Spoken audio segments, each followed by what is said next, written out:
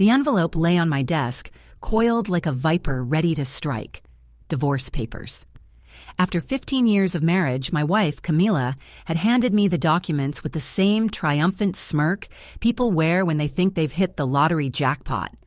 What she didn't know, however, was that I'd been 3 steps ahead for months. What unfolded next would have shattered her world completely, in ways she couldn't even begin to imagine. My name is Ricardo Race. I'm 45 years old, and I built Race Technologies from the ground up, transforming it into a company valued at 400 million reals. I started in my own garage with 25,000 reals, borrowed from my father. Today, we employ 300 people across 4 states, including our offices in São Paulo and Curitiba. I develop software that secures the systems of major banks and agribusinesses, systems that protect everything from banking data to national infrastructure. My clients pay exorbitant sums because I'm the best at what I do. And that precision, that meticulous attention to detail, was about to become crucial in ways Camilla could never have foreseen. I met Camilla Cavalcanti at a charity dinner in the Gardens 16 years ago. She was 26 then, working as an event coordinator for a nonprofit.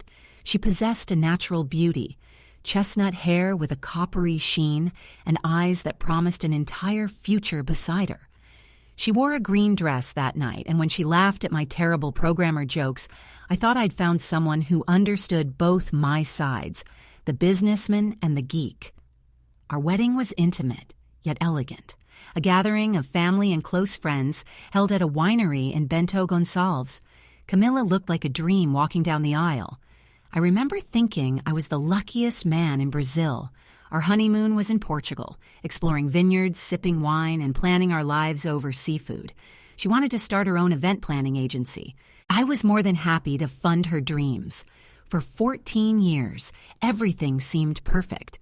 We lived in a home in the upscale, gated community of Alphaville, the kind of place that breeds envy among other successful couples. 6 ensuite bedrooms, an infinity pool, and a view of the nature reserve that took my breath away each morning. Camilla's business thrived. She orchestrated lavish weddings and corporate events for the city's elite. We traveled to Europe twice a year. We owned a beach house in Trancoso, and our parties were the talk of high society for months. Then, about 18 months ago, something shifted. Camilla started staying out late, taking calls in other rooms, and smiling at her phone in a way that twisted my gut. When I'd inquire, she'd dismiss it with explanations about demanding clients and difficult suppliers. The excuses always sounded plausible, and I wanted to believe them, because the alternative meant everything I'd built was a lie. Then came the changes I could no longer ignore. New fitness and tennis obsessions, requiring expensive athletic wear she never wore around me, a sudden interest in organic cooking and meditation retreats in country temples, and weekend conferences that multiplied like weeds. Each explanation, taken individually, made sense, but together they formed a pattern I could no longer overlook. The real proof came from my own security systems. The irony, wasn't it? I build software to protect corporations from data breaches, and I never imagined I'd use those same skills to spy on my own wife. But when you're in cybersecurity, you notice things. Digital footprints, metadata, the kind of information most people don't even realize exists. Camilla's credit card statements told a story she wasn't sharing. Expensive lunches at restaurants in Itaim Bibi I'd never heard of. Bookings at boutique hotels within our own city. Why would anyone need a hotel 30 minutes from home? Then there was the car tracker. I'd installed a monitoring system years ago for security, in case of kidnapping or theft, never dreaming I'd use it to track my wife's movements.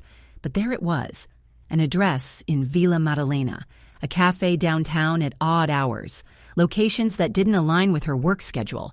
The biggest red flag, though, was her phone behavior. Camilla used to leave her phone anywhere, on the kitchen counter, in the bathroom sink, on the bedside table. Now it was glued to her hand, always screened down, and with a new password I didn't know.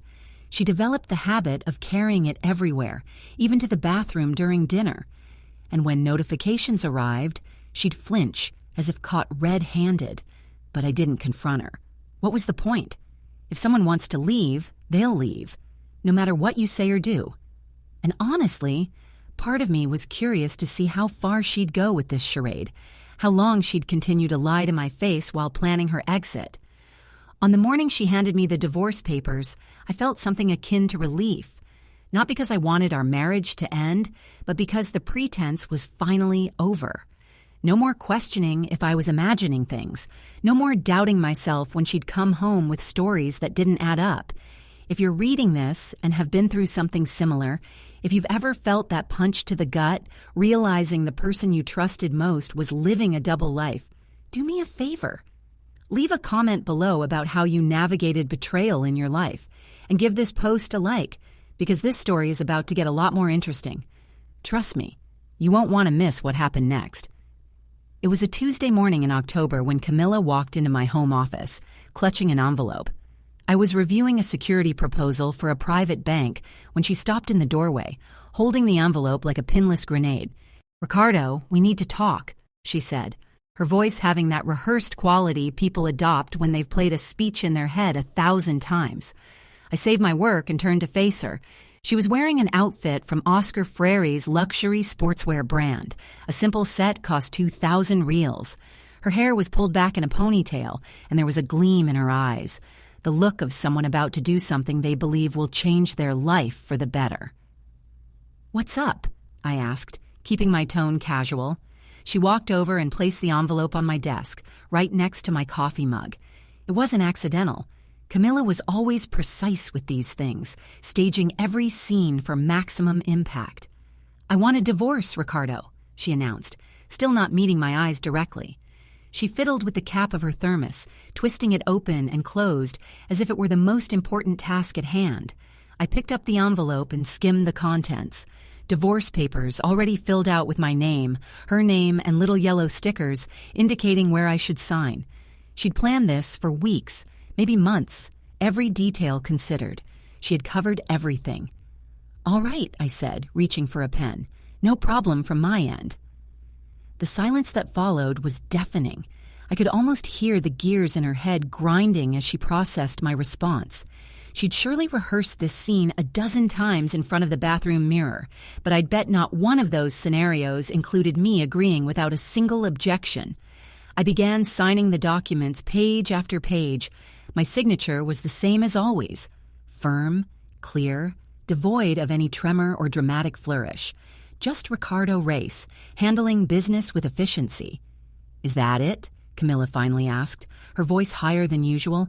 "Aren't you going to ask why? Aren't you going to fight for us?" I looked at her, really looked. She was beautiful, no denying that. At 41, she still commanded attention wherever she went. But there was something different in her eyes now, something that had been building for months. Detachment, perhaps, or guilt masquerading as excitement. "Should I fight for us, Camilla?" I asked, my voice calm. "Why? From where I'm standing, it looks like you've already made all the decisions on your own." She opened her mouth to speak, then thought better of it. I signed the last page and slid the documents back towards her. "Here you go," I said, picking up my coffee. "All set." Camilla stood there for another minute, clearly expecting me to break down or beg her to reconsider. When I didn't, her expression shifted. Confusion, mingled with something akin to disappointment. "I've met someone," she finally said, a challenging tone now in her voice. "Someone who truly understands me, someone who cares about more than just money and closing deals." "Glad to hear it," I replied, turning my attention back to the computer. "I hope he makes you happy."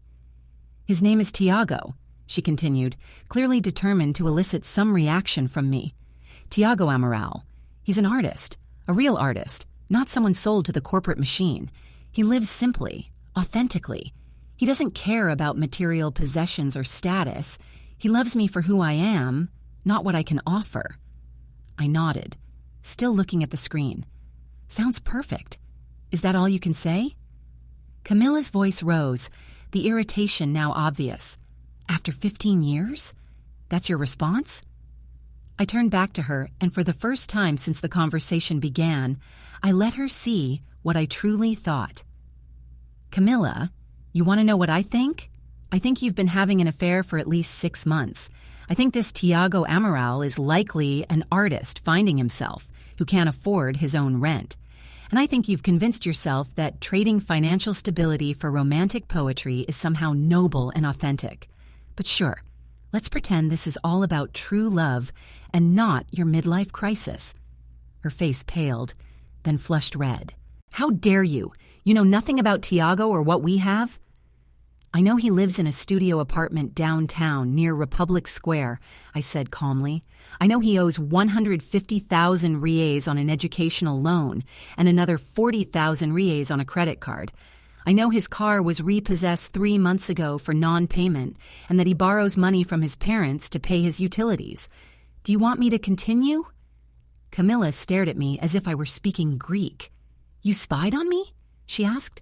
Hired someone to spy on me. I didn't need to hire anyone, I replied. I designed security software, remember? Digital footprints, my specialty. GPS logs from your car, statements, metadata from your emails. It's all there if you know where to look. You're disgusting, she spat, indignant. Invading my privacy. That's why I'm leaving you. You're controlling and paranoid and can't stand the thought of me having my own life. I stood and walked to the window, gazing out at the manicured garden and the pool where we'd once hosted summer parties. You know what's funny, Camilla? I'm not even angry. I'm just tired. Tired of pretending not to notice when you come home smelling of someone else's cologne. Tired of playing the role, acting like I believed your stories about late client meetings. Tired of being married to someone who's emotionally checked out, but still expects me to pay for her lifestyle. My lifestyle? Camilla scoffed bitterly. You act like you've done me some huge favor all these years, like I should be grateful for the house, the cars, the trips. Shouldn't you be? I asked, turning back to her. Because as far as I'm aware, your event planning company has been operating at a loss for 3 years, to be precise. The only reason you even still have a company is because I've quietly been transferring money into your accounts to cover expenses. Did you think clients suddenly started paying triple market value? Camilla froze. What are you talking about? Your company, Camilla's Creations, has been bleeding money since 2021. Bad inventory investments, overpaying for venues, hiring staff you couldn't afford. I covered your losses because I thought we were partners. Turns out I was just a bank. She leaned against the edge of my desk, as if needing support. You're lying. I opened a spreadsheet on my computer and turned the screen towards her. Here are every transfers I've made to your company's accounts over the last 3 years. 900,000 reals in total. Want to see the transfer confirmations? Camilla stared at the numbers. Her expression shifted from defiance to confusion, to something that might have been shame, but it passed quickly, replaced by anger. You were trying to control me? She asked.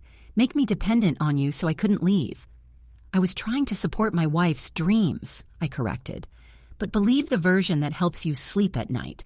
She gathered the signed divorce papers, clutching them to her chest like a shield. Tiago and I will build something real, something based on love and respect, not financial manipulation. I sincerely hope you do, I said, and I meant it. Not because I wished her well, but because I knew exactly what was coming next. And watching Camilla face the truth would be far more satisfying than any argument. Camilla turned towards the door, then paused for one last look. Oh, and Ricardo, I'll be taking the beach house. My lawyer says I'm entitled to half of everything, including real estate. I smiled. We'll see what the lawyers say. As soon as she was out, I sat at my desk and made a call I'd been planning for weeks. Rebecca, it's Ricardo, I said when my assistant answered. It's time to initiate phase 2.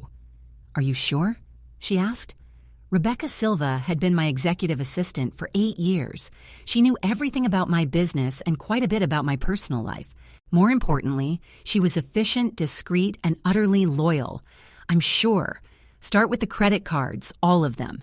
Every single one in my name or linked to the company account. Cancel them immediately. And what about her mother's health insurance? This was the nuclear option. Camila's mother, Dona Patricia, had been diagnosed with severe rheumatoid arthritis 5 years ago. The biological drug she needed cost 15,000 reals a month. I'd been paying for it through my company's corporate health insurance. Camilla knew this. She just didn't think I'd use it as leverage. Cancel it, I said, effective immediately. And the house? Change the locks tomorrow morning. Get a locksmith there by 8 a.m. Rebecca, ensure everything is documented. Photos, time-stamped records, everything. I want a precise timeline of every action taken. Consider it done, Rebecca said. Anything else? Yes. Transfer $2,500,000 raised from the joint account to my personal account. Leave her enough to cover her expenses for this month, and that's it. And cancel her company's credit line. No more new transfers, no more infusions of cash. She wants independence. She'll have it. Ricardo, Rebecca said cautiously, you do realize she's going to lose her mind when all of this happens. That's precisely the plan. I hung up and leaned back in my chair, feeling something I hadn't felt in months. Control. For too long, I'd only been reacting to Camila's moves, playing defense in my own marriage. Now, it was time to go on the offensive. The next morning, Camilla called at 7:30 a.m. I sent it to voicemail. She called again at 7:45 a.m., voicemail. By 8:15 a.m., she had called 6 times and sent 15 WhatsApp messages, each more frantic than the last. The messages started with fury. What the hell did you do to my cards? Then confusion. Why isn't my key fob working? Did you change something? Then panic. Ricardo, this isn't funny. I have a client meeting right now, and I can't get into the house to get my documents. And finally, desperation. Please, just answer me. We need to talk like adults. I deleted every message without replying and continued my morning routine. Shower, coffee, news. At 9 a.m., Rebecca called to confirm everything was in motion. The locks have been changed, she reported. I have photos of the locksmith's work. The cards are canceled, the joint account has been adjusted, and I just received confirmation that Donna Patricia's medical coverage has been terminated. Excellent. And the beach house in Trancoso is already taken care of. I instructed the property management company to change the keys last night. They've also been told not to grant Camilla access without your written permission. Superb work, Rebecca. There's one more thing, she said, and I could hear satisfaction in her voice. I did that research on Tiago Amaral you requested. Want to know what I found? Tell me everything. Tiago isn't just broke. He's spectacularly so. He owes 3 different banks. He has an eviction notice from a previous landlord, and his bank account has a negative balance of 2,000 Rs. But here's the interesting part. He's been seeing Camilla for 8 months, but he's also been seeing at least 2 other women concurrently. You're kidding me? I have screenshots from his social media, photos with a woman named Aline Thompson from 3 weeks ago. Quite romantic. And another woman named Clara Rodriguez. As of last month, Tiago hasn't been particularly discreet. He's been posting everything. A cold satisfaction spread through my chest. Email me those screenshots. Already sent, but that's not all. Tiago has a particular pattern. He targets successful women, sweeps them off their feet with talk of artistic authenticity and emotional depth, and then starts asking for money. Small amounts at first, then more and more. I've found records of him doing this to at least 4 women over the last 6 years. So he's a con artist. A very charming con artist, according to the women I spoke with, Rebecca clarified. They all thought they'd found their soulmate until he disappeared with their money. I opened my email and scrolled through the images Rebecca had sent. Tiago holding hands with Aline at an art gallery. Tiago embracing Clara at a beach party. And in several photos, Tiago was wearing designer clothes he definitely couldn't afford on an independent artist's income. Rebecca, you're a genius. Just doing my job. Do you want me to send these to Camilla? Not yet. Let her figure it out on her own first. I want her to fully immerse herself in that fantasy before I show her the reality. By noon, Camilla had left 11 voicemails. I finally listened to one to gauge her state of mind. Ricardo, I don't know what game you're playing, but this is serious. My voice trembled. I tried to make a purchase at the supermarket today, and my card was declined. All of them. When I went home to get my checkbook, I couldn't get in. The keys don't work. Did you really change the locks? And my mother just called me in tears because the insurance company said her coverage has been canceled. Ricardo, she needs her medication. This is cruel. This is revenge. I won't let you get away with this. Call me back immediately. I deleted the message and called Rebecca back. Update on the situation. Camilla's mother has called the insurance company 17 times this morning, Rebecca said. She's trying to figure out how to pay for the medication out of pocket. Camilla has called several locksmiths, trying to find someone to break into the house, but I took the liberty of warning the local companies that the owner, which is you, has forbidden any unauthorized access. Excellent. And her corporate accounts? The credit line is frozen. She attempted to access funds to pay her employees today and discovered that 120,000 reais were missing. She is desperately trying to figure out how to disburse their salaries. Meanwhile, Tiago, judging by his Instagram, is lounging in a trendy cafe in Vila Madalena. 20 minutes ago, he posted a photo of his latte captioned, "Living my best authentic life." Not a word about Camilla or any troubles. I couldn't help but chuckle. While Camilla's world was crumbling, her soulmate was sipping overpriced coffee and posting about authenticity. My phone vibrated with another call from her. This time, I answered, "Ricardo." Her voice was hoarse, choked with emotion. "What on earth is wrong with you? Good morning, Camilla. How is your day proceeding?" "Are you serious? You locked me in my own home, blocked my cards, and deprived my mother of her medication. What kind of monster does that?" "A man, Camilla, who yesterday received his divorce papers," I replied calmly. "You wanted your independence, Camilla. I'm giving it to you. This is madness. This is abuse." "No, it's simply practicality. You see, all these cards were issued in my name. The house is registered solely in my name. Your mother's medical insurance is a benefit from my company. You wanted a divorce, which means we are no longer partners. Therefore, I am merely protecting my assets and terminating financial obligations that are no longer my responsibility. You can't just cut off my mother's medication. It's vital for her survival. Then I suggest you figure out how to pay for it yourself. Isn't that what independence means? Standing on your own 2 feet. Camilla was already crying, her voice trembling. "Ricardo, please. I know you're hurting, but this is too much. My mother did nothing to you." "You're right, Dona Patricia. She did nothing to me, but you did. You cheated on me.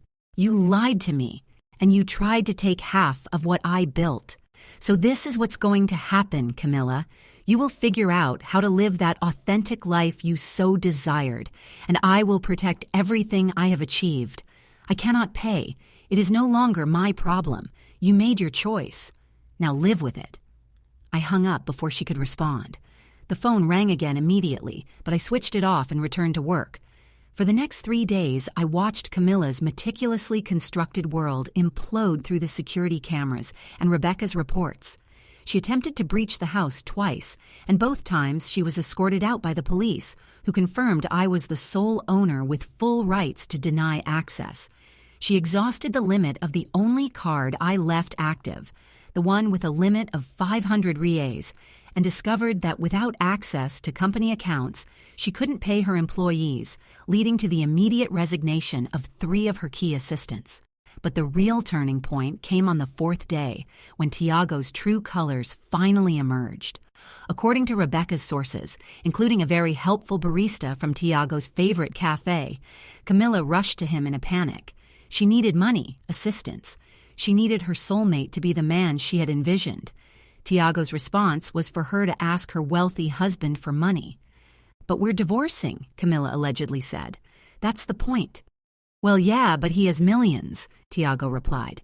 "Can't you just ask nicely? Say you'll be more agreeable during the divorce if he helps you out now." When Camilla tried to explain that I had completely cut her off, Tiago became uncomfortable.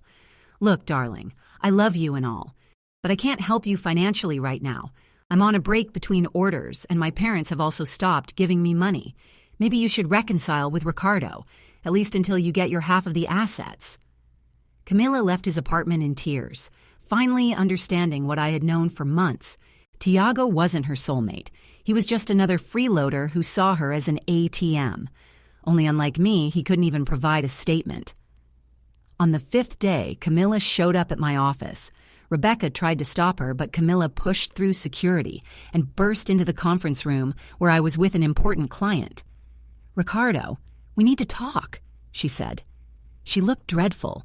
Her hair was unkempt, her makeup smeared, and she wore the same clothes from 2 days prior. I apologized to the client and led her to my office. She collapsed into a chair. It was evident she'd been crying for days. "I made a mistake," she said quietly. "A huge mistake. Tiago isn't who I thought he was, and now I see I didn't appreciate you. I didn't appreciate anything we had." I sat opposite her and waited. "Can we please talk like reasonable adults?" She continued. "I know I hurt you. I know I betrayed your trust. But Ricardo, we were together for 15 years. That has to mean something." "It did," I said, "until the moment you decided it was worth nothing anymore. I want to fix everything. I want to go to couples therapy, to rebuild what we had. Please, Ricardo, I'm begging you." I picked up my phone and showed her the screenshots Rebecca had sent. Tiago with Aline, Tiago with Clara. His pattern: target successful women and drain their bank accounts. Camilla stared at the photos, her face drained from pale to ashen. "He said I was special, that he'd never felt this way about anyone before." "He says that to everyone, Camilla. You weren't special. You were just the next target." She began to sob, a deep, racking sob, the kind that comes when your entire worldview shatters in an instant. "What do I do?" she asked through tears. "I can't pay my team. I have no access to accounts. I can't even get my clothes from the house. And my mother needs her medication, Ricardo. She's in so much pain without it." I leaned back in my chair, looking at the woman who had once promised to love me forever. "This is what's going to happen, Camilla. You will sign a new agreement.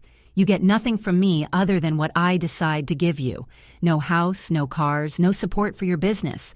In exchange, I will reinstate your mother's medical insurance and give you 250,000 Ries for a fresh start. You take this money, leave the city, and never contact me again except through lawyers. This is unfair. I'm entitled to half of everything." "You are entitled to what you can prove as your contribution. And considering your company has been operating at a loss for 3 years, that the house was purchased before our wedding with my money, and that I can prove marital infidelity, don't think a judge will be very favorable to you. But try it if you want. Spend the next 3 years in litigation while your mother suffers without medication, and your business completely collapses. Or accept my offer and walk away with whatever dignity you have left." Camilla sat in silence for a long time. I could see her calculating, trying to find an escape route, attempting to salvage something from the wreckage. "I accept the offer," she finally said. "A sensible choice. Rebecca will prepare the documents for tomorrow. You sign, collect your check, and disappear." Camilla slowly rose, as if she had aged 10 years in the past 5 days.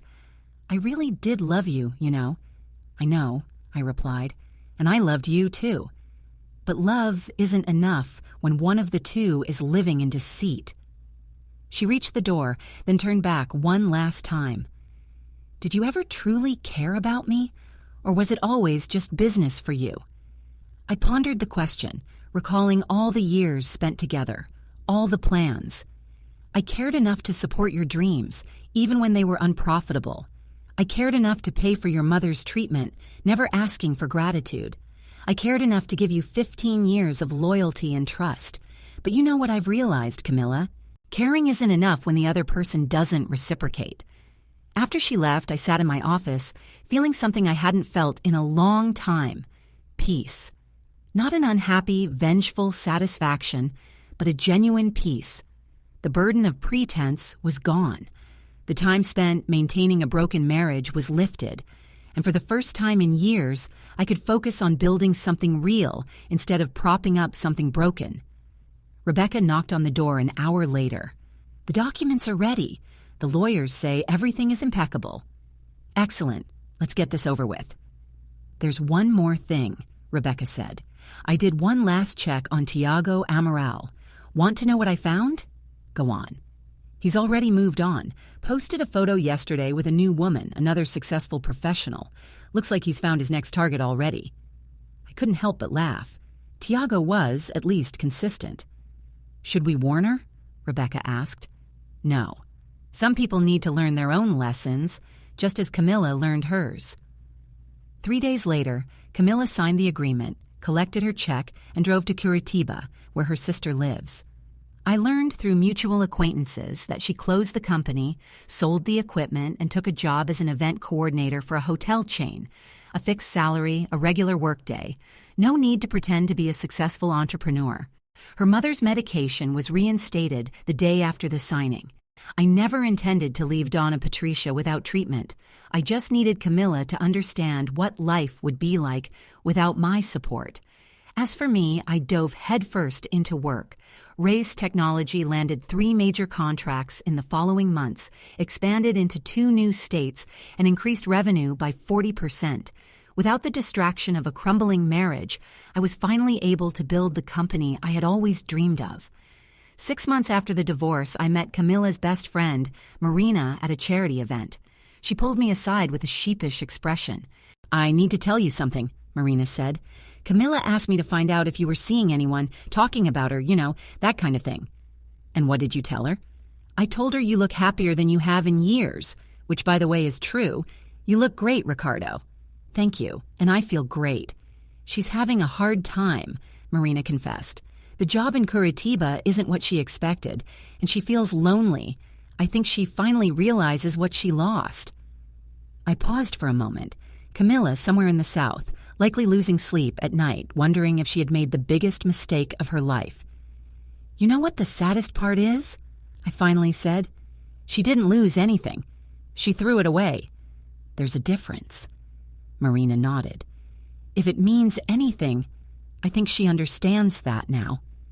Looking back, finding those divorce papers on my desk was the best thing that could have happened to me. Not because I wanted an end, but because it freed me from the grueling labor of keeping alive what was already dead. Camilla thought she was trading stability for authenticity, wealth for true love. In reality, she traded a partner who supported her dreams for a con artist who saw her as an ATM. And when that didn't work out, she learned the hard way that independence means carrying your own weight, even when the ground beneath your feet isn't as solid as it seemed. As for Tiago Amaral, the last I heard, he was already with his 4th successful woman in 2 years. Some people never learn, but that's no longer my problem. The lesson I learned is simple. When someone shows you who they truly are, believe them. And when someone says they want to leave, let them go. Don't fight for someone who doesn't want to be fought for. Don't prop up someone who has chosen to fall. Just step back. Protect yourself and let them discover what life is like without you. Sometimes, the best revenge isn't destroying someone, but simply allowing them to experience the natural consequences of their own choices. Camilla wanted independence. I gave it to her. She wanted to see what life with Tiago was like instead of with me. I made sure she had that experience fully and without reservation. And now she knows what it's like to lose everything she didn't value. She knows that stability and support aren't weaknesses, but gifts. And she knows that some men will love you and some will use you. Understanding the difference is paramount. I feel better than I ever have. The company is thriving. I'm dating someone who genuinely appreciates what I bring to a relationship, and I sleep through the night without wondering what lie I'll hear in the morning. Tiago did me a favor. He truly revealed Camilla's true nature, and in doing so, he showed me my own. I learned that I am stronger than I thought, more resilient, capable of walking away from what is broken instead of trying to fix the unfixable. Sometimes that's the best lesson. Not every marriage is worth saving. Not every person deserves your loyalty. And sometimes letting go is the strongest thing you can do. If you've read this far, thank you for hearing my story. If you're going through something similar, remember you are stronger than you think. You are worth more than how you are treated.